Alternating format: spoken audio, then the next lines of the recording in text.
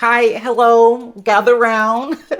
After about 8 or 9 years of being on YouTube, I am in fact changing my YouTube strategy. And I thought I would take some time and just talk it out with you today. Maybe have to see what you have to say about it, your thoughts, your opinions. It's gonna help you maybe see some of things that I'm doing and start thinking about how you're treating your channel. Let's go ahead and get into it. Okay, so as I said, I have been doing YouTube for about, I want to say 9 years, almost 9 years now. And YouTube has changed so much, but also it's changed more so in like the engagement, algorithm, stuff like that. My strategy has been the same. And it's the same thing that I would recommend for other people to do, right? We use YouTube to attract problem-aware people who are the most likely to buy from us. And we do that a lot with really diving deeper into the YouTube search engine. That is amazing. That will never change. That is still the foundation of my strategy. There are some things that I've been really looking at and noticing, and I definitely want to take some time and acknowledge it and tell you what I have been doing on the back end or what I am planning to do in the future. So I have a whole list of things I'm going to be talking to y'all about. Oh my God, 7 things I'm changing in my strategy. So the first thing that I'm going to be changing is I'm going to start trying to create content or optimize some of my videos based upon a browse strategy. The foundation of my channel, the foundation of my strategies have been all around search strategy. But I am toying around with how can I double dip? How can I double dip with the search strategy part of YouTube and also the browse strategy? Now, you've probably seen inside some of my videos where I have hinted to this a little bit, maybe calling YouTube's homepage like the year of the For You, right?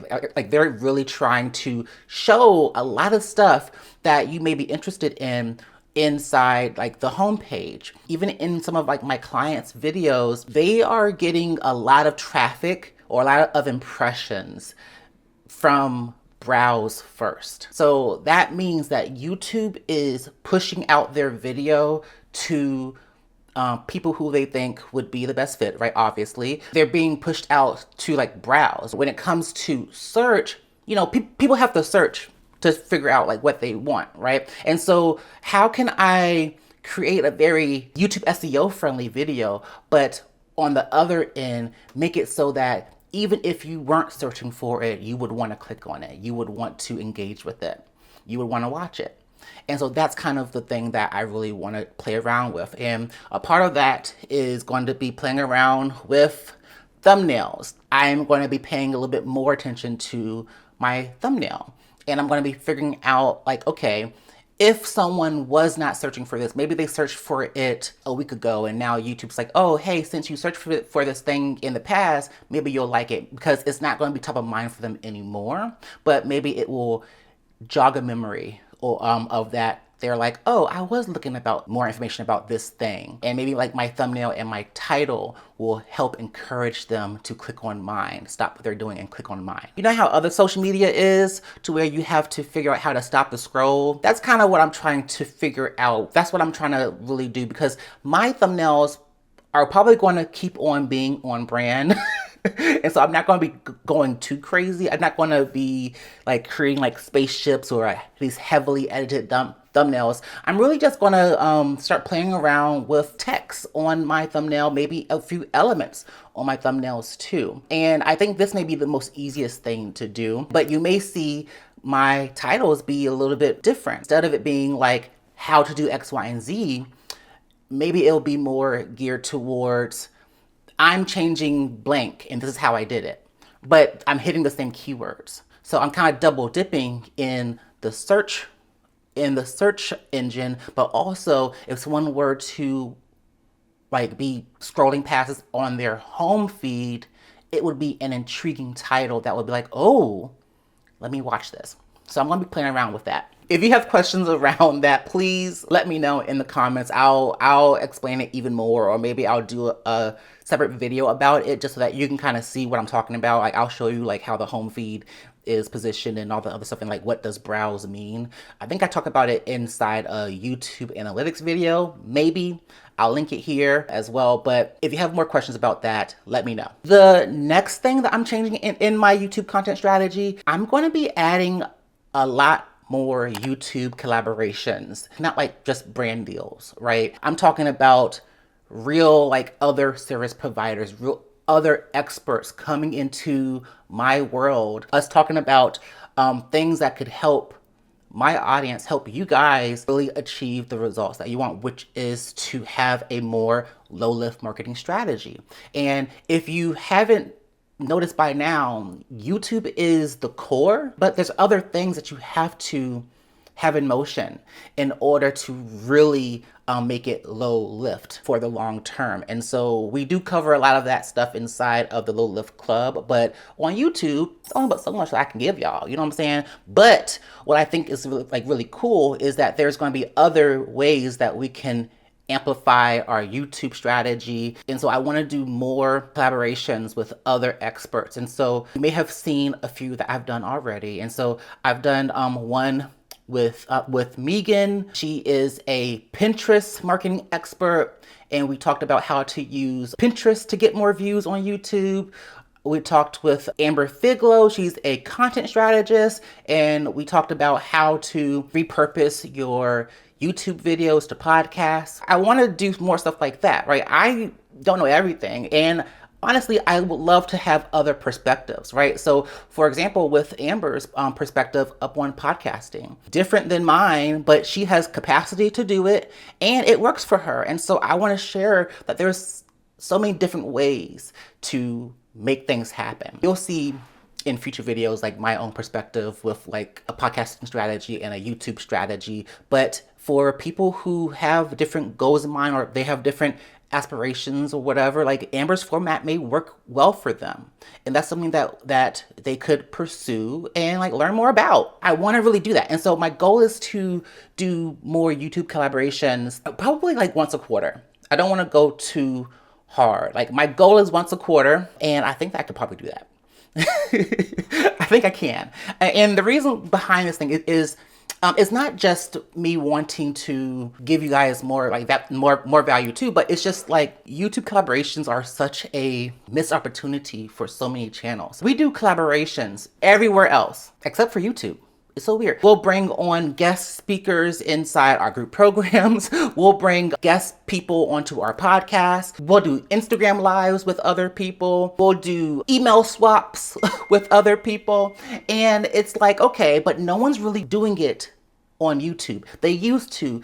YouTube collaborations used to be so big, like back in the day. Like I want to say 2010 or 2015 or something like that. They work together up on a video, and so they'll talk about something, and then in the same video it cuts to the other creator, and then so it's like, you know, they're in it. More influencer or content creator stuff, like I mean that still happens now, but now the creators like really like show up in person, and they're just kind of just, you know, goofing around or whatever, but that is a YouTube collaboration. Why are we not adopting that same model? Because yes, that does help you reach more people, reach more aligned viewers. That's what I think I am going to do, and I want to do it because I want to encourage you all to do it and to see all of the different ways that I'm going to do it. You don't have to fly someone out to interview them or to have a collaboration with them. You get to make it what you want it to be. And so yes, I've done lives, but I'm gonna do pre-recorded as well.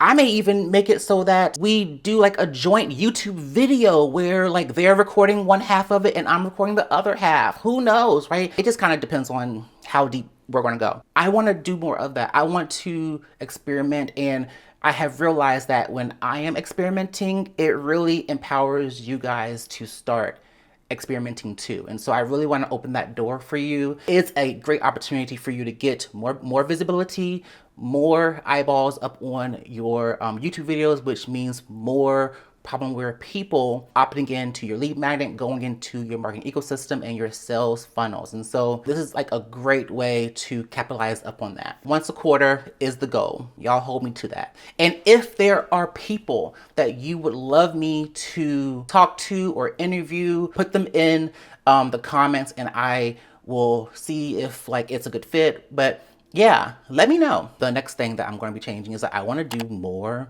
YouTube lives as well. In the Low Lift Club, we have had so many great things come out of the club. And one of the things has been this YouTube live challenge. And it's been so great. It opened up a lot of doors and it tore down a lot of mindset blocks when it came to some of the members. And so I want to keep on doing it. And like I said before, like when I keep doing it, you guys start noticing and then you start feeling empowered, or like, it's kind of like a little, like it's kind of like a little permission slip. I think everyone needs one every now and again. And so I want to encourage y'all to do more YouTube lives. Like they are so fun and they allow you to literally collapse the time that it takes for someone to work with you. I want you to try your best and do it. And so I am going to be doing it as well because it was really, really fun. And when I did the YouTube Live Challenge, I enrolled a lot of members into the Low Lift Club because it was just such a really quick relationship builder, or it was like a great opportunity for people who were on the fence or who had just came in contact with me, maybe on Threads or Instagram, and they came to the live and they really got to see me work. They really got to see me work and they had realized, oh, I need to be in the club. I need Jamar to help me. And that's the kind of client that you can attract with YouTube lives. And I'm going to be doing them for at least one live a month. I was going to make this a live, but I was like, slow down. For those of y'all who are like kind of new to YouTube lives, you can go live directly from your desktop, your mobile app. You can use a third-party software like StreamYard or Riverside. You can do that. Like you can make it as easy or as complex as you want. So don't get overwhelmed. It's totally fine. And you don't have to be on live that long. Like you just be on live for as long as you need it to be. The next part of my YouTube content strategy that I am changing is I'm going to be adding more client stories. I want to be sharing specifically more of my Low Lift Club member stories. As I was doing more YouTube content on my channel, and as I'm teaching, as I'm teaching other people to have all of the 4 video types on their channels in a rotation. We know that it's the anchor video, the shifting perspective video, the combating objection video, and the personal and client story video. I look at my channel and I'm like, damn, where are my client stories?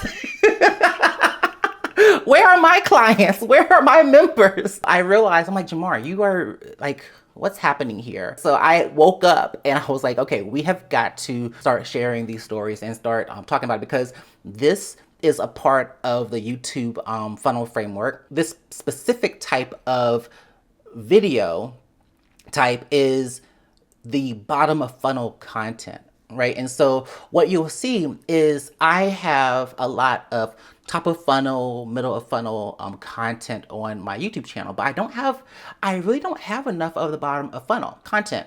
And that's not because YouTube can't do that. It can. It totally can. But I've been leveraging like my email list. I've been leveraging other platforms or other ways to get the sale or like get that bottom of funnel conversion. I want to add the bottom of funnel stuff to my YouTube channel. Shame on me. Shame on me. And I haven't had anyone call me out on that. So I'm like, thank y'all so much. I appreciate you. At the filming of this video, I have interviewed about 3 members in the Low Lift Club so far. So we're going to make this like a Low Lift member stories like series, to where I'm going to share with you like the members that have launched their channel, and every member has such a different story. Every member has like a different thing that maybe was like a block for them, a different success story, how the Low Lift Club has impacted them in different ways, right? It's not always about how much money they made. Sometimes it's like, how are they like using or leveraging resources. Sometimes it's like just getting through the block of like getting it launched. Sometimes it's like being comfortable with editing. Like sometimes it's like being comfortable with showing up on camera. And so I really need to do a better job at sharing those stories. In turn, I bet that will open up your eyes and get some of y'all to finally pull the trigger and join the club. That's what I'm doing. I'm really, really excited about that. These stories are so fun to record, and I do not know why I have not done it before. Shame on me, but I am so excited to really, really dive into this this year. The next thing that I'm changing in my content strategy is creating more tutorial videos. I am not one to stray away from a how-to video. In fact, that's what I tell all of my clients and members to do. Like, you have to do the fundamental things because that is what people are searching for.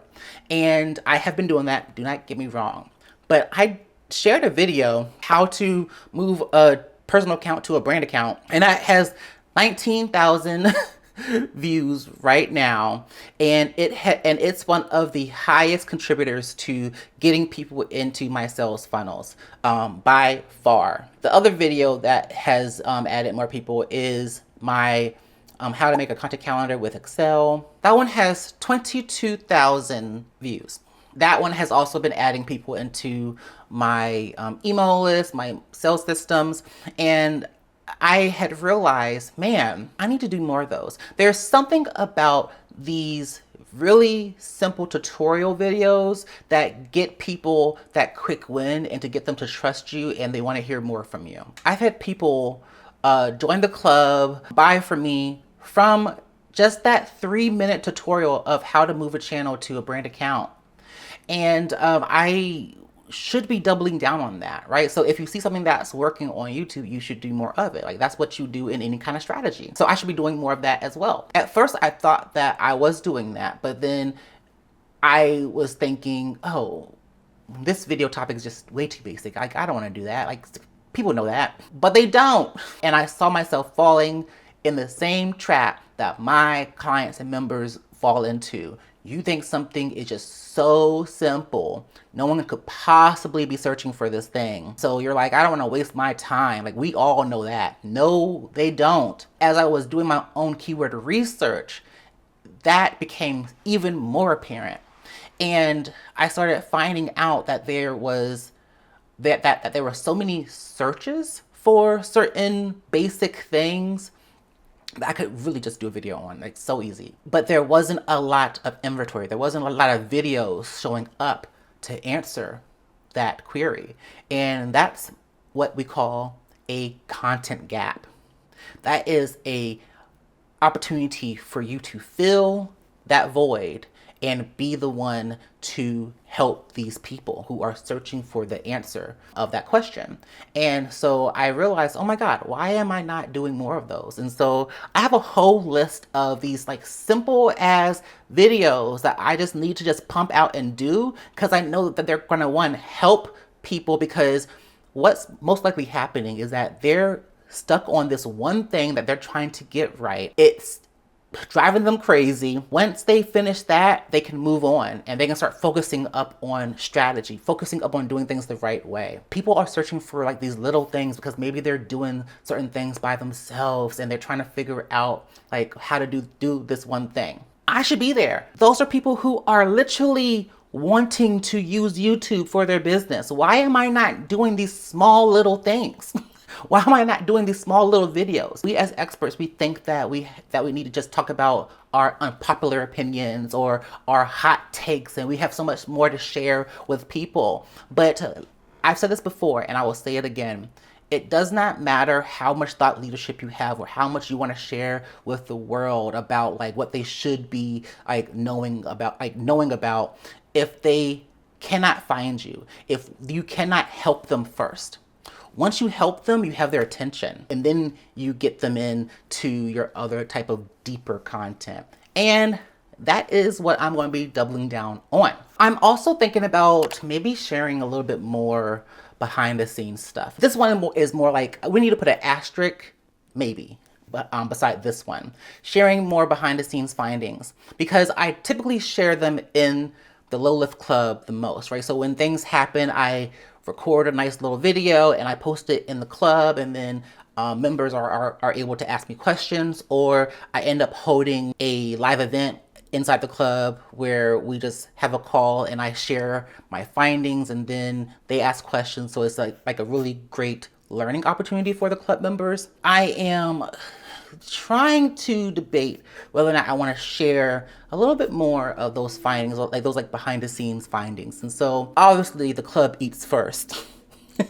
Duh. I wonder if there is some other way that I can share like a little behind the scenes of things. And I almost think that I may be answering that or solving that problem with the Low Lift member stories. But I wonder if we could do something else. And so I'm thinking about it. If you want to know more behind the scenes stuff about like what I do with like my channel, how I do stuff, let me know. And also let me know what specific thing you want to know about me. And so the last thing that I'm going to be changing in my YouTube content strategy is how I amplify these YouTube videos. And so right now I am doing so great on leveraging the YouTube videos, and Google search is so great. Like Google search is one of my top traffic referrers for my YouTube channel. Something is working right. And that means that when people are searching for certain things, my video is showing up in the Google search engine inside the videos section, the video results on the all page or the video page, and they're clicking through to it and they're watching my video. And so that's the bulk of my external traffic when it comes to YouTube. I want to up that a little bit more, and I'm going to be doing that by creating more blog posts from my YouTube videos and creating like well-optimized articles. When I say well-optimized articles, like in the past, I used to just kind of just put together like a little blog post for each video and like not really care about it. But this time, I'm really going to make like thoughtful blog articles, and I'm going to obviously embed the YouTube videos. And so I'm going to be making sure that I am targeting certain keywords inside the headers. I'm going to make sure that I'm targeting a certain keyword in the body and the headers, and adding in like an image to my blog, optimizing it. And I learned all this stuff from like my good friend Sarah Moon. Sarah Moon is an amazing like business and marketing strategist, and she knows SEO so well. She knows how to leverage it to amplify your authority, and I'm going to be doing more of that. It's so easy to do. You just have to do it. And so I have added that into my workflow. I'm just so excited to do it, and I feel really proud that I have these blog articles, these articles on my website that are so, it's just so good. They're so good. They're so educational. It's just so great. I like love it. They're great assets to have in my marketing strategy, and I need that in order to like scale and grow and amplify like my own thought leadership in the way that I want to. And so leveraging my YouTube videos to benefit from other platforms like my blog is so important, and I should be taking advantage of that. Thank God for Sarah, because I didn't know what I was doing. But now I'm like so excited because I had my images that I put inside my blog to show up in the Google image search by just following like her course. And I'm like, what? And so I'm actually going to link her 2 courses around like the blogging and image SEO down below too, because I think everyone should do it. But that's what I have been taking, and that's what I'm going to be doing in my own business. And so that is how I'm going to be changing my YouTube strategy this year. And I am hoping that this will encourage you to kind of take some bits and pieces. If you want your own kind of feedback on your YouTube strategy, definitely grab my free YouTube marketing assessment, to where you're going to just answer a few questions, and I'm going to spit out a personalized assessment that's going to be giving you some advice on how you can improve your current YouTube strategy. So go ahead and click that in the description box down below. And if you like this video, please let me know by giving this video a like, subscribing to the channel, honey, and also follow me up on Instagram and Threads, and just kind of like tag me, tell me that you watched this video. But yeah, Until then, I will see you in the next one. Bye-bye.